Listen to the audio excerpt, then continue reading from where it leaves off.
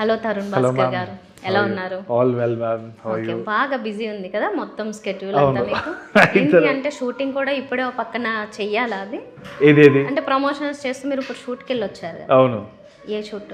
ఈ నగరానికి ఏమైంది ఇప్పుడు? అదే కదా. అవును. అంటే దాని ప్రీ ప్రొడక్షన్ వర్క్ ఏదో జరుగుతుంది కాదు కాదు, షూటింగ్ ప్రీ ప్రొడక్షన్ జరుగుతుంది, షూట్ అవుతుంది. ఫస్ట్ హాఫ్ అయిపోయింది, సెకండ్ హాఫ్ షూట్లో అవుతుంది. ఎంత కాలం నుంచి అడుగుతుంటే మీరు ఇప్పుడు మొదలెట్టారు, ఏంటి ఇప్పుడే రావడానికి? అది అంటే ఇప్పుడు అడగడానికి అడిగితే వేయడానికి ఇది గవర్నమెంట్ స్కీమ్ కాదు కదండి. దానికి స్టోరీ కానీ మరి చాలా ఇయర్స్ అయింది. Yeah, it took a long time, but అనుకోకుండా స్టోరీ అదే కరెక్ట్ టైంకి కుదిరింది. అండ్ యాక్టర్స్ డేట్స్ అంతా కూడా కరెక్ట్గా వర్కౌట్ అయ్యి, సో నా అనుకోకుండా ఈ టైంలో జరుగుతుంది. But I'm happy. అప్పుడున్న టీం మొత్తం ఉంటారా అందులో? ఈ నగరానికి విశ్వక్సేన్ ఉన్నారు, కానీ కార్తిక్ అన్న క్యారెక్టర్ రీప్లేస్ అయినారు. సుశాంత్కి he had some commitments in Vizag ఏదో బిజినెస్ పరంగా. సో శ్రీనాథ్ మాగంటి అని actor has come in place. Okay, అప్పుడున్న రిలేషన్ లేకపోతే అప్పుడున్న అంటే ఇప్పుడు కొందరికి ఆ స్టార్డమ్ విశ్వక్సేన్ వచ్చింది కదా, అలా ఉన్నారా? ఇప్పటికి కొంచెం ఏమన్నా చేంజెస్ వచ్చాయా? అంటే ఏమో నాకు కొంచెము ఐ ఫీల్ దట్ విజయ్ అయినా, విశ్వాక్ అయినా, అభినవ్ అయినా, దర్శి అయినా నా దగ్గరికి వచ్చే వరకైతే equation he's always been the same. Luckily, touch wood. ఒక ఫ్యామిలీ కైండ్ ఆఫ్ ఎన్వైరన్మెంటే ఉంటుంది సెట్ మీద. And I think all of us have the same things. అంటే ఒకటి అందరి పర్స్పెక్టివ్ కొద్ది గొప్ప మారింది 100%. కానీ it's not like a massive thing. అంటే నేను సడన్గా మంచి మారిపోయినాడు ఏంది అన్నది ఏం లేదు. ఎందుకంటే నేను కలుస్తూ ఉంటాను వాళ్ళని every weekend or something of that sort. So నాకు పెద్ద చేంజ్ ఏం కనిపించట్లేదు. ఓకే, ఫర్ ఎగ్జాంపుల్ ఇప్పుడు విజయ్ గారైనా లేకపోతే విశ్వక్సేన్ అయినా నేను కన్సిడర్ చేస్తే వాళ్ళు స్టార్ట్స్ అయిపోయిన తర్వాత మీకు ఫ్రెండ్స్ కావచ్చు, కానీ బిజీ అయిపోయి లేకపోతే టైం లేక ఆ రీజన్స్లో కూడా కొంచెం అది అప్పుడున్నంత ఫ్లెక్సిబిలిటీ లేకపోవచ్చు కదా. 100%. ఇంకోటి ఏంటి అంటే నాకు అది అలవాటు కూడా అయిపోయింది. అంటే we're working with different actors కాబట్టి షెడ్యూల్స్ చూసుకోవడం, కాల్ టైమ్స్ చూసుకోవడం ఇప్పుడు మామూలు అయిపోయింది. ఈ నగరానికి ఏమైంది, పెళ్లి చూపులప్పుడైతే ఇంకా I think it was there only film at that point of time కాబట్టి చంక్ టైం మనకు వచ్చింది. కానీ ఇప్పుడు I think we have to work it out అంతే, ఇంకా అంతకు తప్ప ఏం లేదు. రైట్, కమింగ్ టు ఈ గాయపడ్డ సింహం, అసలు టైటిల్ చాలా డిఫరెంట్గా ఉంది. ఇప్పుడు ఈ మధ్య కాలంలో వచ్చే టైటిల్ అయితే లేనే లేదు. ఎవరి సెలెక్షన్ ఇది ఏంటి? అంటే సినిమాకి అంత పర్ఫెక్ట్ ఇది టైటిల్? అంటే కంప్లీట్లీ కశ్యప్ ఇంకా Pavan, these people have sat down and they figured out this entire thing. అంటే నాదైతే అదృష్టం అని అనుకోవాలి to be a part of this project. It's a very very funny story, చాలా యూనిక్ స్టోరీ అనమాట. నాకు కశ్యప్ ఫస్ట్ ఫోన్ చేసింది పవనే. అండ్ ఐ సెడ్ లేదు పవన్, ఇప్పుడైతే ప్రస్తుతానికి ఇది డైరెక్షన్దే ఇది ఉంది అంటే, లేదు just listen to the story అన్నది. కశ్యప్ నాకు ముందు నుంచే తెలుసు, షార్ట్ ఫిల్మ్ టైం నుంచే తెలుసు. He's done a few web series, pretty established in that field. So పెళ్లి చూపులు అప్పుడు కూడా we use to meet. In fact ఎప్పుడు పాడ్కాస్ట్ లేని టైంలో ఇనిషియల్ పాడ్కాస్ట్ టైప్ ఇంటర్వ్యూ చేసింది కశ్యప్ అండ్ టీమ్ తోటే అనమాట starting. So always knew that this man had a very very different thing about him. కానీ ఈ సినిమా ద్వారా నాకు I realize that is a signature style అనమాట. So Kalyan garu, Bhanu garu, Vijay garu, all the people, even the producers also, they were also very very very creative in terms of how to approach the film. ఆ title పెట్టడం కానీ ఇదంతా కూడా it's completely their decision and I was only witnessing it అనమాట. So గాయపడ్డ సింహం అన్నది చెప్పినప్పుడు నవ్వొచ్చింది నాకు. కశ్యపే పెట్టింది పేరు. And I think it's a very apt title. మీరు సినిమా చూసినప్పుడు మీకు తెలుస్తుంది ఎందుకని. ఇప్పుడు ఒక డైరెక్టర్గా మీరు, ఆయన ఒక డైరెక్టర్గా ఇద్దరు కలిసి ఒక సెట్లో చేశారు. ఒక్కటి నాలో లేని ఆయన చూసి నేర్చుకున్నా నేను అన్నది ఏది ఉంది? నాకు mostly I think different sense of humour అండి. ఐ థింక్ ఒక డ్రై సెన్స్ ఆఫ్ హ్యూమర్, ఒక witty sense of humour Kashyap దగ్గర చాలా యూనిక్గా ఉంది. ఐ థింక్ అంత ఈజీగా రాకపోవచ్చు అందరికీ. అదొక సిగ్నేచర్ స్టైల్ నేను చెప్పినట్టు. I was pleasantly surprised. నాకు తెలిసి కొంచెం ఇన్ఫ్లుయెన్స్ కూడా అవుతే మంచిదే నా రైటింగ్లో కూడా అని అనుకుంటున్నాను.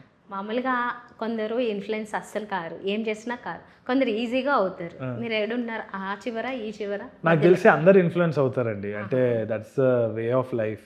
ఇప్పుడు ఏ సినిమా అయినా కానీ పుట్టంగానే స్టోరీస్ తోటి పుట్టాం. బతికిన తర్వాత we will know how people are and we'll see our friends and family and take inspiration అనమాట.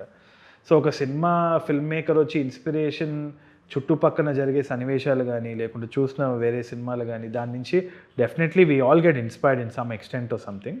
కాకపోతే మన లోపల ఉన్న ఆథెంటిసిటీని పోగొట్టుకోకుండా చేయడం అన్నదే స్కిల్, అంత తప్పితే ఏం లేదు. సో ఇన్ఫ్లుయెన్స్ అనేది everybody will takes good and bad I think. Okay. కానీ మీరు మీ సినిమాలు మీ జర్నీ ఏది చూసినా మీరు ఒక సీరియస్ సబ్జెక్ట్ అందులో ఎక్కడో చోట ఖచ్చితంగా ఉంటుంది, కానీ ఫన్ ఎక్కువ టచ్ చేస్తున్నారు కదా, ఎందుకని? అంటే దానికి ఏమైనా స్పెసిఫిక్ రీజన్ ఉందా? అంటే ఆ జానర్లో రాయాలనుకున్నాను కాబట్టి నాది కొంచెం జానర్ స్పెసిఫికే ఉంటుంది. ఇనీషియలీ తీసుకుంటే రామ్ కామ్, రొమాంటిక్ కామెడీ, ఆ తర్వాత బడీ కామెడీ, దాని తర్వాత క్రైమ్ కామెడీ. సో ఇప్పటి వరకు అయితే చేసిందంతా కామెడీ తోటే. కానీ ఫ్యూచర్లో చేయబోయేది వచ్చేసి మైట్ నాట్ బీ. ఇప్పుడు డ్రామా కానీ క్రైమ్ తీసుకుంటే దాంట్లో ఒక లేస్ట్ హ్యూమర్ ఉండొచ్చేమో కానీ దాన్ని డామినేట్ చేయలేము. So I like doing genre specific films. So comedy కాబట్టి పెట్టాల్సి వచ్చింది అంతే. సో నాకు ఇష్టమైన జానర్ కూడా అది. ఓకే. ఇప్పుడు ఈ గాయపడ్డ సింహము దీంట్లో అంటే ఫారీ అబ్దుల్లా గారు ఏదో అడుగుతుంటే స్టార్టింగ్లో అంతా ట్రేజర్లో ఈ చిన్నదంతా ఏదో చాలా సీరియస్గా ఏదో జరిగిపోతున్నట్లు ఒక రీల్ అలా వదిలేదు. అదంతా ఏంటి నిజంగా అంత సీరియస్ జరుగుతుందా? అందులో అంతా కామెడీనే ఉంటుందా? ఇట్స్ ఎక్స్ట్రీమ్లీ ఫనీ అండి. ఇప్పుడు నా క్యారెక్టర్ కూడా వాడు యాక్చువల్లీ సీరియస్గానే ఆలోచిస్తుంటాడు, యూఎస్ వెళ్ళాలి, ఇది చేయాలి, అది చేయాలని. బట్ వాడు చేసే పనులు కానీ వాడి తీరు, తరీకా, the way he talks, the way he interacts with other people, అది మనకు హ్యూమర్ వస్తుంది ఎట్టి పరిస్థితుల్లో. వ్యాకీ క్యారెక్టర్స్ ఉంటారు, వాళ్ళు చేసే ప్లాట్ సీరియసే ఉంటుంది కానీ మనకు నవ్వు వస్తూ ఉంటుంది. అండ్ దీంట్లో నేను ఇంకేమైనా చెప్తే చాలా రివీల్ అవ్వచ్చు. నాకు ఇప్పుడు చేతులు కాళ్ళు పట్టుకొని అసలు ఏం చెప్పొద్దు అనేసి చెప్పి పంపించినారు అనమాట. చాలా ఉన్నాయి, చాలా అంటే చాలా ఉన్నాయి. And I think they will slowly reveal it ఏమో. బట్ దీంట్లో డిఫరెంట్ షేడ్స్ అయితే ఉంటాయి, కానీ 100% ఇట్స్ అ కామెడీ. సరే, ఈ మధ్య కాలంలో ఏదైతే ఉందో మనకి యూఎస్ వెళ్ళాలని ట్రై చేసే వాళ్ళందరికీ ఏమేమి ఫేస్ చేస్తున్నారో అవన్నీ మీరు ఇందులో చూపించారు అన్నారు. ఓకే, మీరు ఎప్పుడైనా సరే నాట్ ఓన్లీ యూఎస్ ఎక్కడికన్నా వెళ్ళినప్పుడు ఇమ్మిగ్రేషన్లో క్వశ్చన్స్ ఉంటాయి కదా, వాటి దగ్గర ఎప్పుడన్నా ఏమన్నా ఫీల్ అయ్యారా? అంటే ఇదేంట్రా ఇట్లాంటి క్వశ్చన్స్ అడిగింది, ఏం అడిగారు, ఏం జరిగింది? అడగడం అంటే కాదు, బేసిక్గా మనము యాజ్ ఇండియన్స్ కొందరు మేబీ వేరే విధంగా ప్రవర్తించడం వల్ల, హైజీను లేకుంటే ఎథికల్గా సివిక్ రెస్పాన్సిబిలిటీ లేకుండా ప్రవర్తించడం వల్ల I think they has been an impression on India altogether అనమాట. సో యూఎస్ వెళ్ళినా లేకుంటే ఆస్ట్రేలియా కూడా వెళ్ళినాను, దాని తర్వాత థాయిలాండ్ కానీ ఇప్పుడు రెక్కీకి వెళ్తున్నాం కాబట్టి అక్కడికి వెళ్ళినా కానీ the way they look at us మనకు తెలిసిపోతుంది, ఒక చిన్న చూపు ఉంటుంది అనేసి కొద్దో గొప్ప ఎక్కడనో అక్కడ. అండ్ అది రేసిజమా లేకుంటే మన మీద ఇంప్రెషన్ ఏందో తెలియదు కానీ బట్ ఇట్స్ దేర్, ఏం చేయలేం. మనం ఎంత మంచి బిహేవియర్లు ఉన్నా కానీ కలెక్టివ్గా మన మీద ఓ ఇంప్రెషన్ ఉంది. అది నాకు తెలిసి నెలని మారుతుందేమో కానీ బట్ ఉందే, తప్పకుండా ఉంది. సరే, ఇమిగ్రేషన్లో ఇంప్రెషన్ వేరే మిమ్మల్ని ఏం క్వశ్చన్స్ అడిగారు అని గుర్తున్నాయి ఏమన్నా? ఏం లేదండి, అదే మేజర్గా ఈ పాస్పోర్ట్స్ అప్పుడు లేదు అంటే నీ ట్రావెల్ ఐటనరీ గురించి అడుగుతారు. అప్పుడప్పుడు రూడ్గా ఆ పాస్పోర్ట్ ఇవ్వడం కానీ 2-3 ఇన్సిడెంట్స్ అయితే జరిగినాయి. కానీ అది ఇంకా నాకు తెలిసి మామూలుగా మనకు జరిగే ఇన్సిడెంట్స్, రెగ్యులర్ అయిపోయింది అది. We have gotten used to. Okay, మీరు పుట్టి పెరిగిందంతా ఎక్కడ? పుట్టి పెరిగిందంతా హైదరాబాద్, మారేడుపల్లి. ఓహో, మారేడుపల్లి అయితే పెద్దగా ఏం అంటే నేను అడగాలనుకున్న క్వశ్చన్స్ పెద్ద సంబంధం ఉండదు, కానీ సరే కొంచెం ఇదే అడుగుతా. ఆ మారేడుపల్లి చుట్టుపక్కల అంతా మీకు ఫ్రెండ్స్ వీళ్ళందరూ ఉంటారు కదా, ఫ్యామిలీ ఫ్రెండ్స్, చుట్టాలు వీళ్ళందరూ. అప్పుడు ఉండేదంతా వేరు, ఇప్పుడు మీరు ఇందులోకి వచ్చి సక్సెస్ ఇదంతా లేకపోతే పెద్ద పెద్ద వాళ్ళతో అంతా తిరిగేదంతా వేరు. స్టిల్ అలాగే చూస్తారా లేకపోతే మిమ్మల్ని ఒక స్టార్ని చూసినట్లు చూస్తారు? లేదు, లక్కీగా ఏంది అంటే నేను చిన్నప్పటి నుంచి ఫ్యామిలీ ఈవెంట్స్ నుంచి కొంచెం దూరంగానే ఉండేది. మోస్ట్లీ ఫ్రెండ్స్ తోటే తిరిగేటోడు అనమాట. పెళ్ళిలో ఏమైనా ఈవెంట్లు ఫంక్షన్లు వచ్చినా ఎట్లనో అట్లా బంక్ కొట్టేది. సో ఎప్పుడైనా కానీ ఏదో ఒక ఈవెంట్లో నేను చుట్టాలని కలిసినప్పుడు నేను నీకు ఎట్లా చుట్టమవుతా అని అడుగుతారు. అక్కడతోటి నేను ఫెయిల్ అవుతా, దాని తర్వాత నన్ను కట్ చేసేస్తారు. కవర్ ఏం చేయను, నేను కవర్ చేసే క్యాండిడేట్ని కూడా కాదు, అని ఉంటా. వాళ్ళకి అర్థమైపోతుంది, అందుకని నేను కట్ ఆఫ్ అయిపోయాను. ఆల్రెడీ సినిమాకి వచ్చే ముందే వీళ్ళ తయారవద్దని ఒక ఇంప్రెషన్ అయితే ఉంది నా మీద. అంటే వీడు చాలా ఆరోగ్యంటే ప్రతి ఈవెంట్కి రాడు, దేనికి రాడు, అది ఇదని ఒక పేరు అయితే ఉంది. కానీ జెన్యున్గా నాకు ఇష్టం లేదు కాబట్టి నేను వెళ్ళను. బట్ ఫ్రెండ్స్ ఎవరైతే ఉన్నారో వాళ్ళతోటే సినిమాలు చేస్తున్నాను కాబట్టి మారేడుపల్లి మొత్తం ఇండస్ట్రీకి తీసుకొచ్చేస్తాను. సో వాళ్ళతోటే తిరుగుతున్నాను, వాళ్ళతోటే సినిమాలు చేస్తున్నాను కాబట్టి I think the growth is there throughout. అంతే, చిన్న సర్కిలే అండి నాది. అంతే. ఇది ఈ సినిమాలో కూడా మీరు పెళ్లి చూపుల సినిమా మీద ఎందుకు మీరు అలాంటి సెటైర్ వేశారు? అంటే ఈ సినిమా ఏంది అంటే we're not taking anything seriously. Cinema మీద తీసుకోవట్లేదు. ట్రంప్ అడ్మినిస్ట్రేషన్ మీద జోక్స్ ఉన్నాయి, సినిమా మీద జోక్స్ ఉన్నాయి, ఎన్నో వేరే సినిమాల మీద కూడా స్పూఫ్ కైండ్ ఆఫ్ థింగ్ ఉంటుంది సినిమాలో. సో అట్లున్నప్పుడు I should be able to make a joke on myself కదా. So we all felt it's humorous and we thought will put it అంతే. ఓకే. అందరూ అడుగుతున్నట్లుగా don't laugh it's a serious matter. ఆ video చూసినప్పుడు మీరు నవ్వారా? ఏది అది యాక్చువల్గా అది డైలాగు మామూలుగా బాలకృష్ణ గారు అన్నదే అని అనుకుంటున్నాం మేము. అలా అది యూజువల్గా అదే ఎక్కువ వైరల్ అయింది అప్పుడు. ఐ థింక్ బాలయ్య గారు ఏం చేసినా వైరల్ అవుతుంది కాబట్టి I think we all love it and I think what ever he does it becomes meme material. So we definitely because of the admiration we have for him we kept it and I think it becomes culture. Balayya గారిది మొత్తం culture ఉంటుంది అసలు what ever is does. So ఇంకా ఎంతమంది వీళ్ళంటివి ఉంటాయి అంటే copy చేశారా, వీళ్ళది ఇక్కడ పెట్టారు అన్న టైప్లో ఎన్ని ఉండొచ్చు ఇలా సినిమాలో? చాలా ఉంటాయండి. అంటే ఎత్తుక్కున్నోడికి ఎత్తుకున్నంత ఉంటాయి. మీకు తెలిసి ఎన్ని జరిగాయండి? అదే మేము యాక్చువల్లీ సినిమాలో కూడా ఏడీస్ అందరం కూడా లెక్క పెట్టాలి అసలు ఏమేమి ఉన్నాయి. ఇటు చూస్తే వేరే ఒక సినిమా ఉండొచ్చు, అటు చూస్తే వేరే. It's just really laugh right అనమాట. మేమే చాలా మిస్ అయిపోయినాము. నాకు తెలిసి ఒక 30-35 ఆర్ ఈవెన్ మోర్ ఉంటాయేమో ఇన్స్పిరేషన్స్ అండ్ ఇది చాలా ఉంటాయి యాక్చువల్లీ. ఓకే. ఇప్పుడు మీరు ఈ సినిమా చేయడానికి టైం ఎంత కేటాయించారు? యూజువల్గా ఒక డైరెక్టర్గా అయితే మీరు దీనికి ఎంత టైం అవసరం అనుకున్నారు? యాజ్ అ డైరెక్టర్గా ఒక ప్రాజెక్ట్గా నాకు అట్లా టైం లిమిట్ అయితే పెట్టలేమండి. అంటే వెన్ యూ డైరెక్టింగ్ ఏమవుతుంది అంటే అది ఎండ్ అయ్యే వరకు అది ఎంత టైం అయినా పర్వాలేదు, we'll have to కేటర్ that time. As an actor మనం జస్ట్ వచ్చి ప్రెప్ ఉంటుంది, దాని తర్వాత యాక్టింగ్ ఉంటుంది, దాని తర్వాత పోస్ట్ ప్రొడక్షన్లో డబ్బింగ్ ఉంటుంది, ప్రమోషన్స్ ఉంటుంది. అంటే కశ్యప్ గారు ఈ సినిమాని వీళ్ళనంత ఫాస్ట్గా చేశారనిపించిందా, ల్యాగ్ చేశారనిపించిందా? నాకు ఐ ఫీల్ దట్ ఈ సినిమాకి కరెక్ట్గా ఎంత టైం తీసుకోవాలో అంత టైం తీసుకున్నారు. ఒక టైంలో ఏంది అంటే we had to reshoot a certain portion అనమాట. ఇదేంది రీషూట్ ఎందుకు, అది బాగానే వచ్చింది కదా అనుకున్నాను. రీషూట్ అయిన తర్వాత అర్థమైంది వై దే డిడ్ ఇట్. అసలు వరల్డ్ ఆఫ్ అ డిఫరెన్స్ అనమాట. So they were very clear.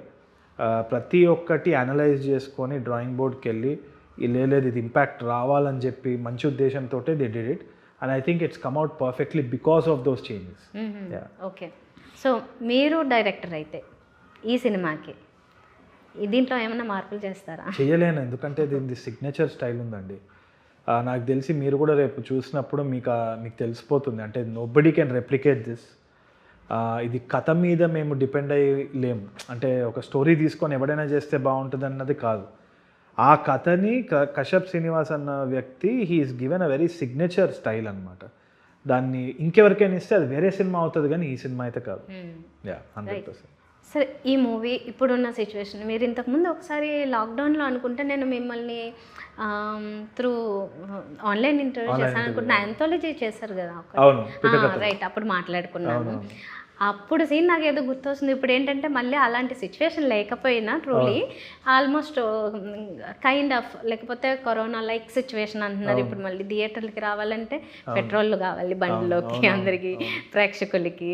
So అంత పుల్ చేయాలంటే ఎలా, ఈ సినిమాలో అంత ఏముంది అంటే ఏం చెప్తారని? అంటే ఒకటి వచ్చేసి ఎప్పుడు కూడా నేను నమ్మేది ఏంటి అంటే comedy is a public watching అండి.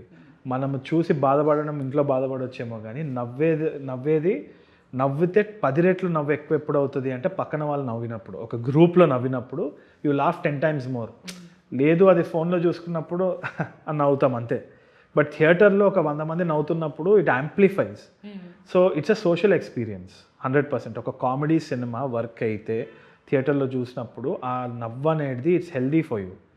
So I feel that people should just come to forget their problems and laugh out loud in the theatre ante this is perfect.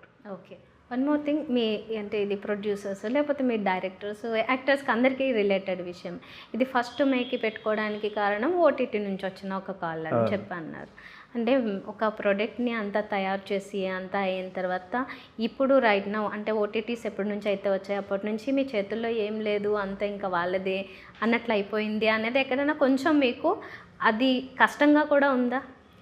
Definitely కష్టంగానే ఉంది. ఇప్పుడు బేసిక్గా పవర్ అనేది ప్రతి డెకేడ్ ప్రతి ఫేజ్లో మారుతూ వస్తుంది. అంటే as a generation of film makers I think ఎక్కువ గాయపడ్డ ఫిల్మ్ మేకర్స్ అంటే మన బ్యాచ్. ఎందుకంటే కోవిడ్ని చూసినాం, ఓటీటీ యాడ్వెంట్ని చూసినాము, ర్యాండమ్గా ఇప్పుడు వార్ అంటున్నారు. So many things have been changing. AI వచ్చింది. So cinema has been battling a lot. ముందు వచ్చేసి when they invented the radio ఇంకా సినిమాకి ఎవరు రారన్నారు, టీవీ వచ్చినప్పుడు సినిమాకి ఎవరు రారన్నారు. అదేవిధంగా ఇప్పుడు ఓటీటీ కూడా మళ్ళీ ఒక పవర్ ఫేజే ఉండొచ్చు. కానీ ఎక్కడనో అక్కడ ఒక గ్రూప్ ఆఫ్ ఫిల్మ్ మేకర్స్ మళ్ళీ రైజ్ అవుతారు. ఏంటి అంటే నాకు ఇప్పుడు శాటిలైట్ డిమాండ్ శాటిలైట్ వాల్యూ చూసుకొని అయితే సినిమాలు చేయట్లేదు ఎవరు. ఎందుకంటే అది ఇంకా పక్కన పెట్టేస్తున్నారు. ఆడియో రైట్స్ కూడా పక్కన పెట్టి we're focusing on theatrical success. ఆ థియేట్రికల్ సక్సెస్ ఓటీటీ నుంచి మనకు గ్యారంటీడ్ రిటర్న్ అన్నది ఆ భయం లేకుండా రిస్క్ తీసుకోగలిగిన ప్రొడ్యూసర్స్ థియేటర్లో కొట్టి చూపిద్దామన్న వాళ్ళకే పవర్ మళ్ళీ వస్తుంది. ఎందుకు అంటే we should not heavily depend on any other sources. మనం ప్రైమరీలీ థియేట్రికల్ సినిమాలు చేసేటప్పుడు I feel that the power should rest only in the risk of theatrical distribution. అట్లాంటి ఫిల్మ్ మేకర్స్, అట్లాంటి ప్రొడ్యూసర్స్ వచ్చిన తర్వాత మళ్ళీ పవర్ షిఫ్ట్ అవుతుంది అన్న నమ్మకం ఉంది నాకు. నాకు ఇప్పుడు మీరు చెప్పిన దాంట్లో రెండు కనిపిస్తున్నాయి, కొంచెం కాంట్రడిక్ట్ అవుతుంది. ఇప్పుడు వాళ్ళు ఫస్ట్కి వాళ్ళు అనుకున్న డేట్ అది, మీకు ఏ డేటు అనేది మీకైతే ఐడియా లేదు కదా. ఇప్పుడు వాళ్ళకి థియేటర్లో సక్సెస్ కాకపోతేనే ఓటీటీలో ఎక్కువ మంది చూస్తారన్న ఫీలింగ్ ఉండొచ్చు. ఆ డేట్ అట్లా పెట్టుకోవచ్చు, ఆ ఛాన్స్ కూడా ఉంది. థియేట్రికల్ సక్సెస్ అయిన సినిమాలు ఇంకా పెద్ద రేట్కి కొంటారు ఓటీటీ వాళ్ళు. ఎందుకంటే దే హ్యావ్ మోర్ విజిబిలిటీ. దానికి రీవాచ్ వాల్యూ ఉందని, లేకుంటే because of the hype of the film they want to buy it for a bigger rate. So theatrical కంటే ముందు మనం ఒక ఓటీటీ దగ్గరికి వెళ్ళినప్పుడు definitely the ball is in there court. వాళ్ళు ఎట్లా గేమ్ ఆడతారో దాని ప్రకారంగానే మనం కూడా ఇప్పుడు చూసుకునే పరిస్థితి వచ్చింది. బట్ కాన్ఫిడెన్స్ తోటి ఒక మేకర్స్ వచ్చేసి they say that okay I'm very confident, let's take a risk అని థియేట్రికల్ చేసి దాని తర్వాత డీల్ చేసుకునే దాంట్లో గేమ్ వేరే ఉంటుంది. కానీ that's a Gamble. It depends upon the individual of the producers, directors decisions, అంతే కదా. ఓకే, సో ఇప్పుడు హీరోగా చేశారు, డైరెక్టర్గా చేస్తున్నారు. Okay, continuous process. ప్రొడ్యూసర్ అవుతారా ఎప్పుడైనా? ప్రొడ్యూసర్ అవ్వడానికి నేను చాలా క్లోజ్ క్వార్టర్స్లో చూసినాను. కిడాకోలా అనే సినిమా కూడా మేము క్లోజ్గా చూసినాం అనమాట. చాలా డేంజరస్ గేమ్ అండి అది. ఐ డోంట్ నో, చాలా తక్కువ మంది సినిమా చేసి దే కమ్అట్ ప్రాఫిటబుల్. అంటే ఎన్నో ఉంటాయి, అంటే GSTs, exhibition taxes, distributor fee, అవన్నీ పోను మళ్ళీ మనకి సడన్గా ఏదో ఒక ఫ్రైడే మనకి స్లాట్ దొరకకపోవడం కానీ, ఏదో పొలిటికల్ చేంజ్, వెదర్ కండిషన్ వల్లనో ఇది అవ్వడం. సో ఎన్నో ఫ్యాక్టర్స్ ఉంటుంది. The success rate is very small for the producers అని అనిపించి నాకు ఇప్పుడు ప్రస్తుతానికైతే అంత గుండెధైర్యం లేదు. ఆల్రెడీ గాయపడ్డా కాబట్టి కొంచెం గెలిచిన తర్వాత వద్దాం. But I do it. ఈ గాయపడ్డ సింహం గాయం మానుకుని వస్తుందా చివరికి సినిమాలో? సినిమాలోనా? I think so, yeah. There's a happy ending to the entire thing. అంటే యూఎస్ వెళ్తారు అన్నమాట. ఏమో అది కాకపోవచ్చు, ఉండొచ్చు, చెప్పలేదు అన్న చెప్పాలా లేదా అని చూస్తున్నారా అందరి? ఓకే, రైట్, సరేలేండి. మీరు ఇప్పుడు నేను ఇమ్మిగ్రేషన్లో ఉన్నారనుకుని నేను కొన్ని ఫన్నీ క్వశ్చన్స్ అడుగుతాను, ఓకేనా? అట్లా సరదాగా వెళ్ళిపోతాను. అంటే మీకు ఈ టైప్ ఆఫ్ నాలెడ్జ్ ఎలా ఉందో చూద్దాం. ఓకే, జనరల్ నాలెడ్జ్ బాగా ఐడియా ఉంటుందా మీకు? నేను అది అడగట్లేదు, జస్ట్ అడుగుతున్నాను. జనరల్ నాలెడ్జ్ అంటే చికెన్ రేట్ ఎంత, కూరగాయల రేట్ ఎంత, అంత జనరల్ కాదు, మరి కొంచెం అబో లెవెల్. ఏమో అండి, నాకు ఫోన్లో ఏఐ ఉన్నాక నేను అన్నీ మానేసిన చదవడం. అందరి పరిస్థితి అది. సరేలేండి, ఇది కొంచెం ఫన్నీ వే క్వశ్చన్స్ అనుకున్నా. What has keys but cannot open locks? What has keys but cannot open lock? ఏమో కీచేనా ఏమో. పియానో. ఓహో, ఇట్లుందా ఇది? IAS IPS type. ఓకే, అడిగా సడన్ గా నేను ఇప్పుడు ఏఐని ఆఫ్ చేసుకున్నాను brain. Okay, right. Next question, which fruit is always sad? ఇది చెప్తారనుకుంటున్నా. Which fruit is always sad? ఇది మ్యూజిక్ రిలేటెడ్గా ఆలోచిస్తూ వచ్చేస్తుంది. నేను ఇది ఇస్తున్నా మీకు క్లూ. మ్యూజిక్ రిలేటెడ్ ఆలోచిస్తే దీనికి ఆన్సర్ వస్తుంది. కొన్ని ఫ్రూట్స్ చెప్పండి.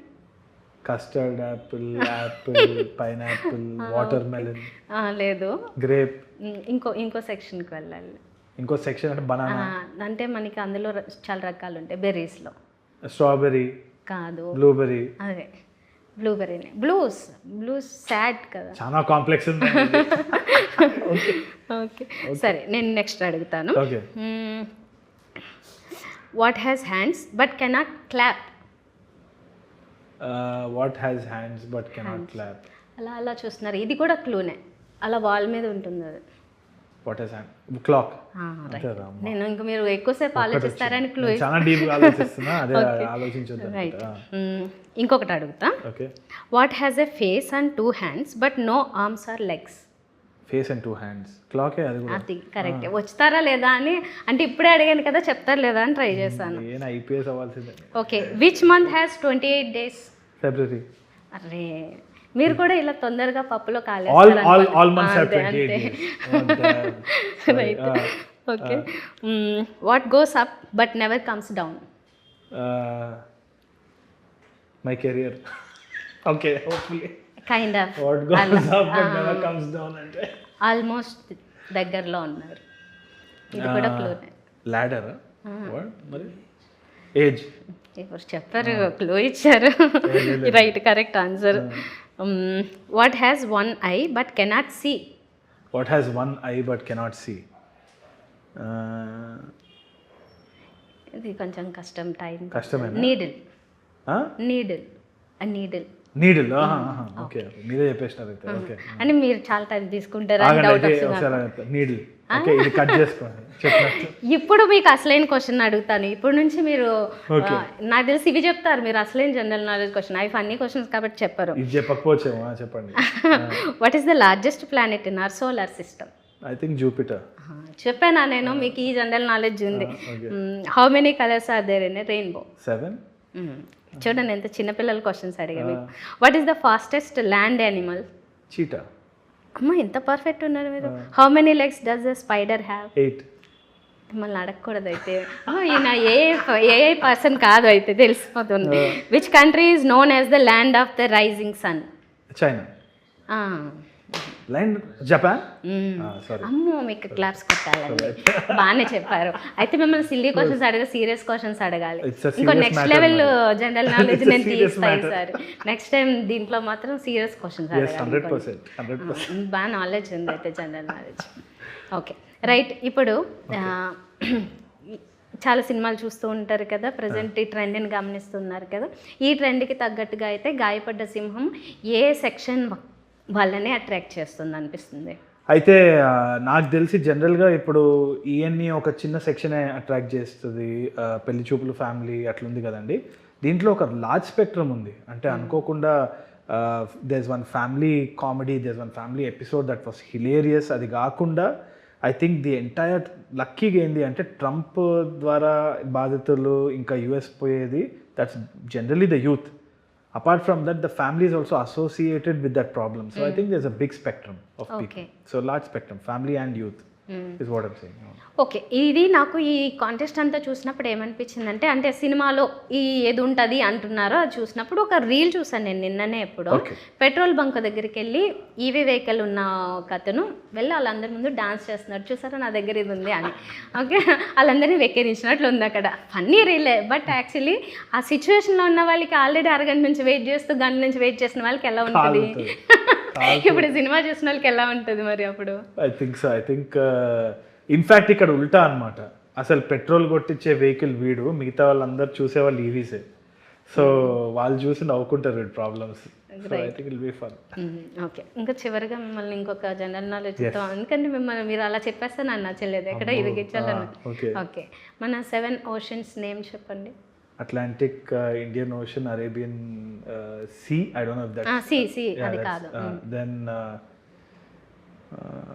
I think Indian Ocean, Atlantic Ocean, Pacific Ocean, and then there is ante గుర్తు రావట్లేదు కదా ఇంకా. North Atlantic, south Atlantic. Atlantic itself is divided. Okay, ఇంకా చెప్పలేదు మీరైతే. Caribbean Sea is sea, I guess. ఎవరు గుర్తులేదు. ఓకే, ఇప్పుడైనా దొరికింది. ఓకే, కానీ నన్ను అడగండి, నాకు అదే గుర్తులేదు. మీకు తెలియకుండా మీరు నన్ను ఆన్సర్లు అడిగితే ఎట్లా వస్తుంది? ఇది మాత్రమే నేను చూసుకోలేదు కరెక్ట్గా, Okay, అంటే నాకు గుర్తులేదు. బట్ మీరు ఇక్కడ దొరికారు. ఓకే, ఓకే, ఈ లెవెల్ ఆఫ్ జనరల్ నాలెడ్జ్ తో నెక్స్ట్ టైం నేను వస్తాను. కష్టం, ఆ లెవెల్ అయితే కష్టం. నేను కూడా బ్రష్ అప్ చేసుకొని వస్తాను అయితే సాలిడ్గా. ఇంతకీ నేను కూడా మిగతా ఏమో చెక్ చేయాలి, మీరు చెక్ చేసుకోండి. రైట్. సో మొత్తానికి గాయపడ్డ సింహం ఈ సినిమా మీకు కెరియర్లో తరుణ్ భాస్కర్ది మంచి హిట్ సినిమా, ఇక్కడ నుంచి కెరియర్ మారిపోయింది అన్నట్లు ఉండాలని కోరుకుంటూ thank you so much. Thank you అండి, thank you so much. Really nice talking. Thank you. Thank you.